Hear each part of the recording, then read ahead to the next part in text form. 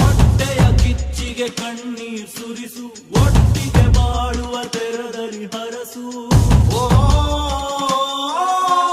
ಕನ್ನಡ ಕನ್ನಡ ಆ ಸವಿ ಕನ್ನಡ, ಕನ್ನಡ ಕನ್ನಡ ಆ ಸವಿ ಕನ್ನಡ.